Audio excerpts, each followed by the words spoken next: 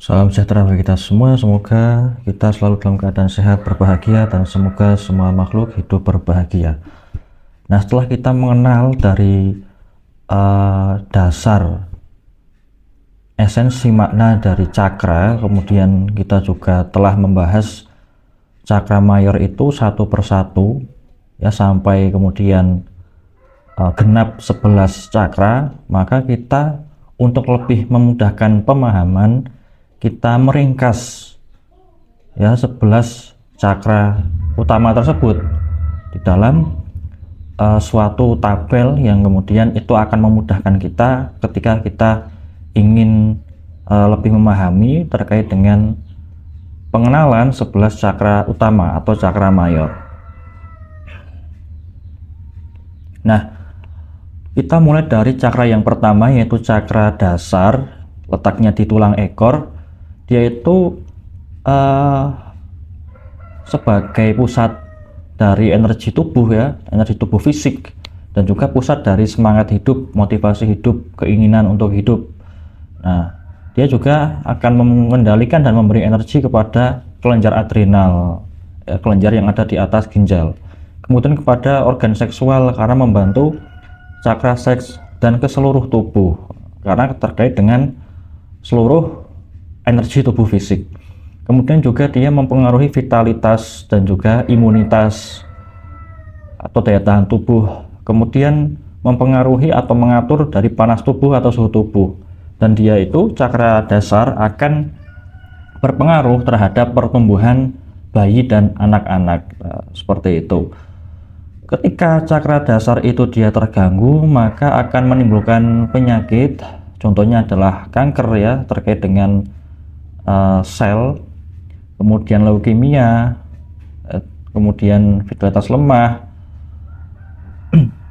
Leukemia karena terkait dengan darah, kemudian vitalitas lemah, kemudian alergi terkait dengan imun, kemudian asma, ya, kemudian artritis, radang sendi, bisa juga keluhan-keluhan yang timbul di tulang punggung. Kemudian penyakit-penyakit darah, ini yang terkait darah belum dimasukkan ke kolom yang fungsi dan organ terkait, ya, karena cakra dasar ini terkait juga dengan tulang atau sistem rangka dan juga terkait dengan darah. Maka akan menimbulkan penyakit di tulang rangka atau di dalam tulang-tulang, terkait dengan tulang maupun nanti terkait dengan darah. Nah, kemudian gangguan pertumbuhan, akan timbul depresi dan masalah psikis karena kehilangan dari semangat atau motivasi hidup. Kemudian cakra seks, ya, letaknya tentu di organ seksual di daerah kemaluan, yang mana dia itu memberi energi kepada organ seksual dan organ dengan demikian mempengaruhi reproduksi. Kemudian juga terkait dengan kandung kemih, ya, yang di atas organ seksual, dan kemudian dia juga sebagai pusat dari kreativitas, daya imajinasi, inspirasi, karena berhubungan dengan cakra tenggorokan, yang cakra tenggorokan mengatur atau bertanggung jawab atas kreativitas, daya kreativitas seseorang, ya, atau penciptaan halus. Nah, kalau cakra seks sendiri itu kan penciptaan kasar, reproduksi, ya. Penyakitnya nanti akan timbul penyakit di organ seksual secara umum, ya, dan organ reproduksi, gangguan reproduksi, misal bisa mandul, ya, kemudian sperma yang sedikit, keputihan, kemudian gatal di wilayah seksual, kemudian juga impotensi, ejakulasi dini, dan lain sebagainya. Dan juga di organ kencing, misal ISK, ya, infeksi saluran kemih, kemudian bisa juga batu kencing, ya, dan lain sebagainya. Juga bisa radang prostat, ya. Nah, kita lanjutkan ke cakra Mingmen. Cakra Mingmen itu berarti di belakang pusar, ya. Ditarik garis ke belakang itu di sejajar dengan pusar, yang mana segaris lurus juga dengan pusar, yang mana dia itu merupakan cakra yang ada di antara dua ginjal. Nah, dan letaknya di punggung bawah.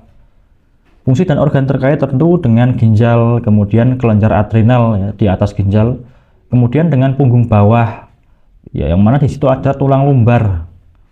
Nah, kemudian terkait dengan vitalitas dan dia bisa mengatur tekanan darah, ya itu cakra Mingmen. Ini kalau akupuntur yang sering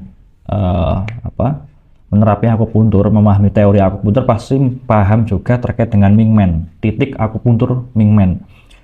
Nah, penyakit yang bisa ditimbulkan ketika dia terganggu tentu gangguan pada ginjal itu sendiri, ya. Kemudian juga tekanan darah rendah, tekanan darah tinggi karena dia mengatur darah. Ginjal terutama yang dia itu sangat berkaitan dengan Mingmen akan terganggu yang menimbulkan sakit ginjal ya, misal gagal ginjal yang parah ya, kemudian batu ginjal, kemudian asam urat. Nah, kemudian bisa menyebabkan vitalitas rendah. Kemudian cakra pusar tentu seperti namanya letaknya ya juga di pusar. Nah, terkait dengan organ usus dan organ-organ pencernaan ya di sekitar usus ya, ada kemudian liver, ada pankreas, ada lambung ya, dan lain sebagainya. Dan dia itu juga sebagai pusat kepuasan hidup. Pusat kepuasan hidup. Dia juga memproduksi prana sintetis ya, sudah kita jelaskan prana sintetis. Dan bisa secara spiritual digunakan untuk merasakan energi eterik, merasakan kehadiran makhluk-makhluk energi, makhluk-makhluk halus dan juga energi yang halus, meskipun belum bisa melihat apalagi berkomunikasi. Nah, penyakit yang bisa ditimbulkan tentu terkait dengan usus, yaitu radang usus, usus buntu, kemudian sembeli, diare, kemudian ke organ pencernaan di sekitar, ada mag, ada GERD, ya sembeli dan diare juga. Kemudian kepuasannya tidak terpenuhi, artinya adalah tidak, meskipun sudah tercukupi, tetapi masih belum puas ya, masih di situ timbul keserakahan. Kemudian juga dia itu nanti ketika terganggu, dia akan merasakan energi eterik, tapi energi itu yang negatif ya, karena cakra pusarnya kotor, maka akan terhubung dengan energi yang kotor, energi yang negatif ya, makhluk-makhluk yang negatif ya. Seperti itu.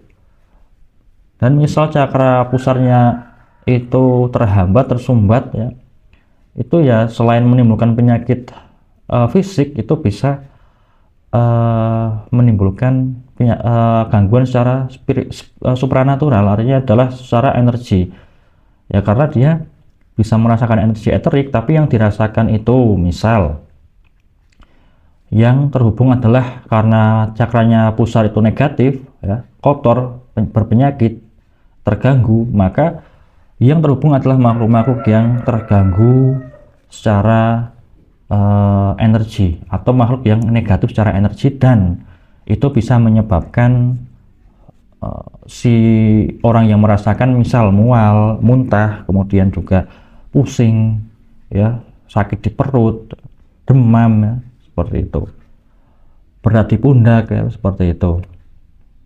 Nah, kemudian terkait dengan cakra limpa. Cakra limpa itu letaknya, kita cari rusuk di sebelah kiri ya, kemudian cari yang paling bawah. Nah, di situ ya, di tengah-tengah rusuk yang paling bawah sebelah kiri, itulah letak dari cakra limpa. Tentu terkait dengan organ limpa dan organ-organ di sekitarnya, ada lambung terutama ya, usus. Kemudian dia akan memberi energi ke cakra yang lainnya, terutama adalah cakra mayor, sebelum disalurkan ke cakra yang kecil-kecil. Itu akan disalurkan ke cakra mayor terlebih dahulu. Kemudian terkait dengan prana atau chi udara. Nah, karena sebagai tempat masuk dan keluarnya dari energi udara, penyakit yang akan ditimbulkan kalau dia itu terganggu ya tentu penyakit yang berhubungan dengan organ itu sendiri. Nah, di sini adalah limpa. Nah, limpa itu terkait dengan darah, maka akan timbul penyakit-penyakit darah. Vitalitas jadi lemah karena apa? Karena terganggu darahnya, kemudian juga terganggu ketika dia itu memberi energi ke cakra mayor lain, cakra limpanya tersumbat, kotor atau lemah, ya tentu pemberian ke cakra mayor yang lain energinya juga lemah. Dan juga bisa terkait dengan limpa itu bisa kemudian di dalam pengobatan tradisional itu disambungkan dengan pankreas, maka akan timbul diabetes. Kemudian di organ yang sekitarnya ya organ usus ya, masalah di usus, kemudian di lambung ya. Di lambung terkait dengan mag, dengan GERD. Ya. Kemudian cakra solar plexus. Cakra solar plexus itu di ulu hati atau di diafragma ya. Nah, terkait dengan diafragma, hati atau liver ya, kemudian lambung, pankreas dan usus. Nanti ya terkait penyakitnya ya seperti kolesterol ya, kadar kolesterol yang terlalu tinggi, GERD, ya, radang hati, hepatitis, ya. Kemudian gangguan-gangguan di usus, ya, seperti itu. Dan cakra solar plexus dia itu juga sebagai satu pertemuan antara cakra yang di atas dan cakra yang di bawah, maka dia energinya juga kuat ya. Karena di situ sebagai pertemuan dua kubu dari cakra atas dan cakra bawah, karena dia ada di tengah-tengah posisinya, yaitu di antara ulu hati kan di antara dada dan bagian perut, perbatasan. Nah, kemudian cakra jantung tentu letaknya ya di bagian dada, tapi lebih tepatnya bukan dada kiri ya, tapi di tengah-tengah dada. Di situ ada tulang dada. Nah, sejajar dengan dua puting susu payudara. Fungsi dan organ terkait itu terkait dengan jantung, jadi terkait dengan fungsi jantung dalam memompa darah ya. Kemudian terkait dengan kelenjar timus, kelenjar yang ada di atas jantung. Kemudian terkait dengan sistem peredaran darah dan juga terkait dengan paru-paru. Nah, kemudian yaitu sebagai pusat dari cinta kasih dan empati. Pusat cinta kasih dan empati. Kemudian timbul di situ bisa merasakan perasaan dan pikiran orang lain secara spiritual demikian. Bisa tahu perasaan dan pikiran orang lain. Kalau timbul penyakit, maka penyakitnya adalah penyakit di jantung, gagal jantung, aritmia, kemudian di paru-paru, asma, di darah ya ada leukemia, kemudian di jantung ada takikardia, nanti di paru-paru ada TBC paru, kemudian nanti bisa penyumbatan pembuluh darah jantung, kemudian nanti kalau kotor atau kecil dan kurang aktif, cinta kasih dan empati itu mati, jadi orang apatis, orang yang cuek ya. Orang yang tidak peka, nah seperti itu. Cakra tenggorokan tentu di tengah-tengah tenggorokan letaknya, berhubung dengan tenggorokan ya. Tenggorokan yang mana itu sebagai jalur napas maupun jalur makanan minuman. Kemudian di situ ada pita suara ya. Kemudian ada kelenjar tiroid, kelenjar paratiroid, ada kelenjar getah bening ya. Kemudian dia itu terkait dengan suara dan komunikasi verbal, berhubungan dengan kreativitas juga ya. Daya kreativitas itu terkait bagaimana cakra tenggorokannya itu apakah bagus atau tidak. Dan hubungan sosial, bagaimana orang jadi nyaman dengan kita nyaman jadi dengan orang, sehingga berhubungan sosial itu kita bisa lancar ya, bisa mudah. Kemudian secara spiritual bisa mendengar suara dari dimensi lain. Ketika kita bisa mendengar suara dari dimensi lain dengan cakra tenggorokan, itu dengarnya dengan suara lengkingan ya, suara lengkingan atau suara teriakan, suara dentuman dan lain sebagainya. Tapi lama-kelamaan ketika cakra tenggorokannya makin sempurna, makin jelas, seperti orang berbicara seperti biasa ya, manggil nama, kemudian menyampaikan pesan dan lain sebagainya. Nah, Kalau cakra tenggorokan ini dia terganggu dan timbul penyakit, dan ada radang tenggorokan. Radang tenggorokan itu yang sederhana. Kemudian hipotiroid, hipertiroid, ya. Kemudian juga hipoparatiroid, hiperparatiroid, kemudian kanker di getah bening, kemudian nanti bisa gondok, gondong, dan lain sebagainya terkait dengan yang berlokasi dengan tenggorokan. Nah, kemudian cakra ajna. Cakra ajna dia ada di antara dua alis. Itu disebut juga cakra mata ketiga.